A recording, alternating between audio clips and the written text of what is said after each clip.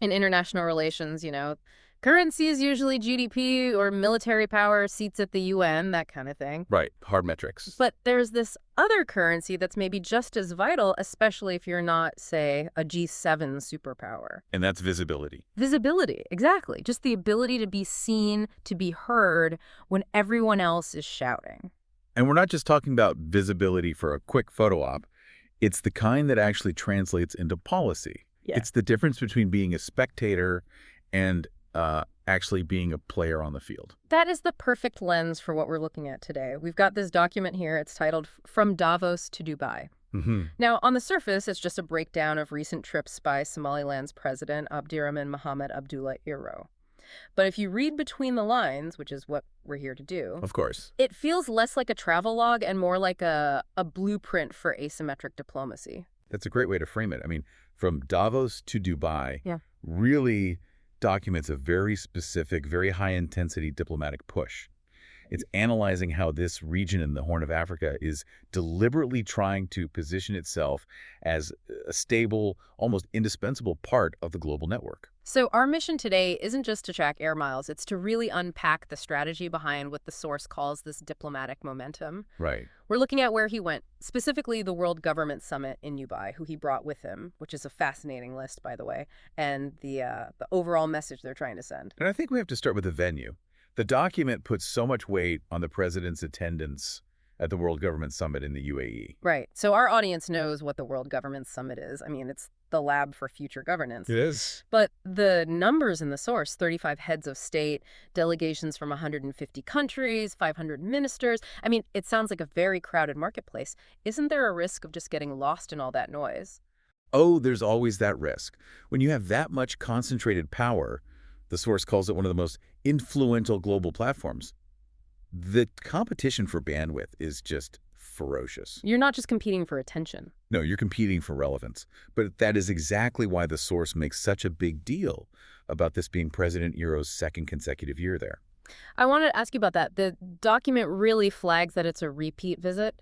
Is that just a scheduling note, or is there a strategic signal in going back to back? It's entirely strategic. Hmm. Look, in diplomacy, the first visit can be exploratory. It's a handshake. Okay. The second visit, that's about institutionalization. It signals that Somaliland isn't just a guest anymore, they're a participant. Ah, I see. The source calls it a continued and deliberate effort to deepen engagement. By showing up consistently, you go from being a novelty to being a fixture. You normalize your presence. So it's about repetition breeding recognition. Essentially, yes. If you only show up once, you're a tourist. If you keep showing up with a clearer agenda, then you're a partner. And remember the guest list there? You have international organizations, global business leaders.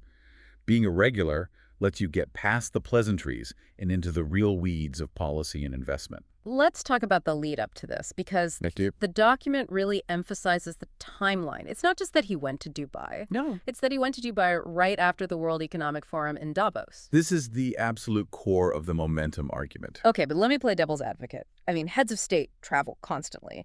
Is flying from Switzerland to the UAE really some grand strategy, or is it just a busy calendar? Why does the timing matter so much?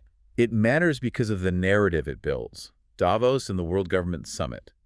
They're two very distinct nodes of global influence. One Western, one Gulf-centric. Exactly. One is market-driven, the other is governance-driven. By hitting both in what you could call a diplomatic blitz, the administration creates this sense of ubiquity. It gives the impression that they are everywhere that matters. Precisely.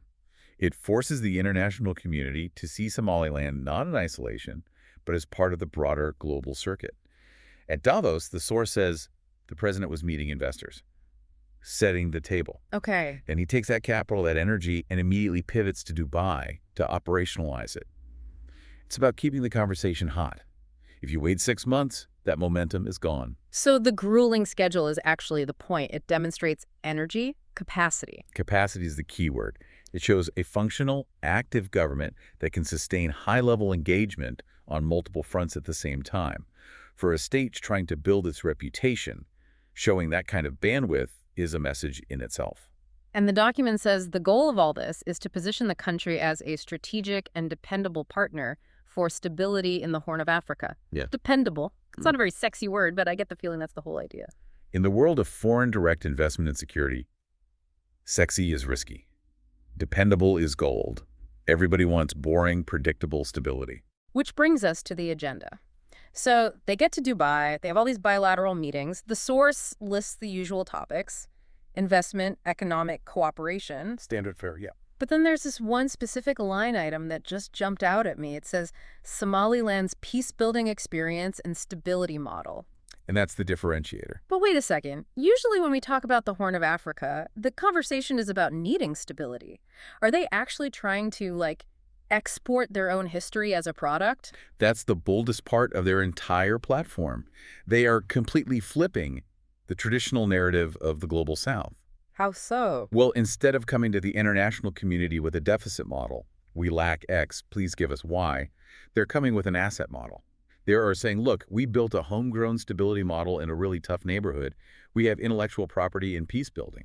That is a fascinating pivot. It changes the whole dynamic from a request for aid to an offer of expertise. It pushes it towards a partnership of equals.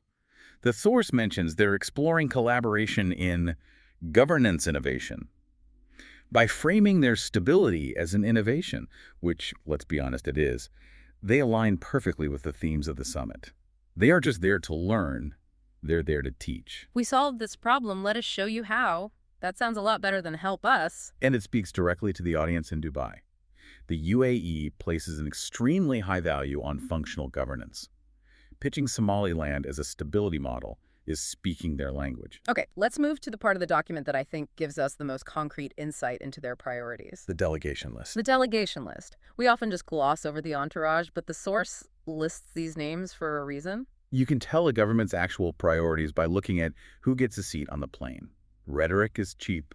Sending a minister costs time and budget. So let's break this down. First, you have the Minister of Foreign Affairs and International Cooperation. Okay, that's baseline for any diplomatic trip. Right, that's your messenger. Standard. But then you have the Minister of Minerals and Energy. Now, at a governance summit, is this just about general investment, or is there something more specific going on here? Think about the global environment right now. Yeah. We're in a race for critical minerals, for energy diversification. True. By bringing the Minister of Minerals and Energy to a high-level policy summit, Somaliland is signaling they are ready to plug into global supply chains. They're not just talking about abstract growth. They're putting their natural resources on the table as a geopolitical asset. It anchors the diplomacy in something tangible. It moves the conversation from let's be friends to let's sign a deal. And it's targeted right at the host country's interests. The UAE is a massive player in logistics, ports, and energy. Having the specific minister for those assets in the room means you can skip the pleasantries and get to technical details immediately. No need to say, I'll check with my team back home. The team is right there. Speaking of reading the room, the next name on this list really caught my eye. The Minister of Religious Affairs and Endowments. In a summit that's all about future policy and AI, why bring the Religious Affairs Minister? This is just a brilliant piece of soft power diplomacy, and it's tailored specifically for the Gulf. We often see diplomacy through this secular Western lens of trade deals and security pacts. Right. But in the Gulf and the wider Islamic world, shared faith and cultural values are a huge lubricant for trust. So it's about building a cultural rapport that comes before the business deal. Absolutely. Bringing the Minister of Religious Affairs shows respect for the host's values. It says, we aren't just here to do a transaction, we are here to connect. It reinforces Somaliland's identity as part of the Islamic world, which creates a level of comfort, of brotherhood, that a trade minister just can't replicate. That makes a lot of sense. It's a holistic approach. You cover the hard assets with the energy minister and the cultural foundation with the religious affairs minister. It creates multiple entry points for the relationship. If the economic talks stall, the cultural tie keeps the door open. And then we have the administrative heavyweights, the minister of the presidency and the chief of staff. To me, that just screams bureaucracy. Why bring the internal ops team to an international summit? Because you want speed. You want decision-making velocity.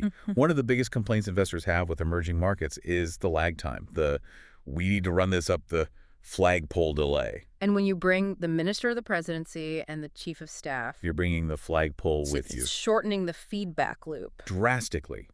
These are the people who manage the president's agenda and execute policy. Their presence signals that if a deal is made in Dubai, it has immediate backing from the executive machinery at home. It screams, "We are open for business now, not in 6 months." It's a signal of executive competence. We are organized. And that ties right back to the stability model we were talking about. A chaotic government can't mobilize a delegation like this. A functional one can. The team itself is proof of the product they're selling. We also have the ambassador to the UAE and the advisor on foreign affairs, which kind of rounds out the diplomatic side. So you look at this whole group energy, religion, executive, diplomacy, it's like a microcosm of the entire government. It's a whole of government approach. Right. They're engaging on every possible frequency, economic, cultural, political, administrative, all at once. So we've broken down the where, the who, and the why. But I want to bring this back to the listener. Why should someone in London or New York or Singapore care about this delegation visiting Dubai? The source mentions global attention turning to the Horn of Africa. Because geography is destiny. I mean, just look at a map. The Horn of Africa flanks the Red Sea, one of the most critical maritime choke points on the entire planet. Right, a huge chunk of global trade flows right past that coastline. And we've seen very recently just how fragile that flow can be. We have. Instability in that region isn't a local problem. It's a global inflation problem. It's a supply chain problem.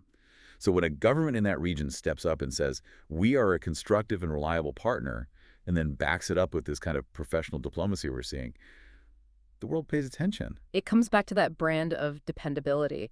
In a volatile area, stability is a premium commodity. It's the ultimate commodity. The source really emphasizes Somaliland's commitment to progress and cooperation. For global powers, having a stable node in the Horn of Africa, a place you can dock ships, sign contracts, and trust the government will still be there tomorrow, that is incredibly valuable. But is there a skepticism hurdle to overcome here? I mean, it's one thing to say we are stable, but does a trip to Dubai really convince the skeptics? A single trip? Probably not. But remember, this is all about momentum. The title, From Davos to Dubai, implies a trajectory. The skepticism is there for sure, but the only way you erode that is through this kind of relentless high-visibility competence. You don't convince the world you're a state just by declaring it. You convince them by acting like one, over and over again, in the most exclusive rooms on Earth. Acting the part until the part is real. In international relations, performance often precedes recognition.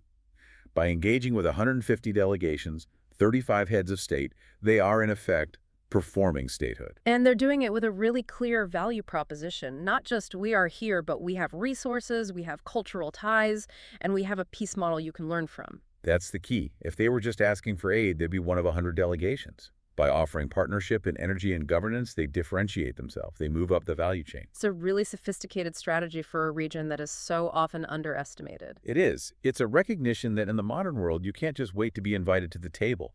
You have to build your own door. And From Davos to Dubai is basically the story of them building that door. And showing the world who's walking through it. We've covered a lot of ground today. From the snow of Davos to the desert of Dubai, and through the specific portfolio of every single minister on that plane, it's clear this isn't just a travel itinerary. It's a strategic assertion of a place in the world. It's a case study in how to maximize limited resources for maximum geopolitical impact. I want to leave our listeners with one final thought to think about.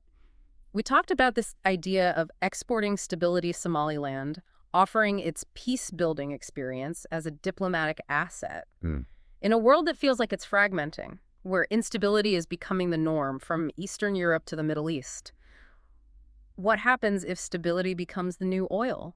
What if the ability to keep the peace becomes the most valuable export a nation can possibly offer? If that happens, the map of who matters and who doesn't, well, it might look very different in 10 years. A fascinating possibility. We'll be watching to see how this momentum carries forward. Thanks for taking this deep dive with us. Always a pleasure. And to our listeners, thanks for being here. Keep questioning the map. We'll see you next time.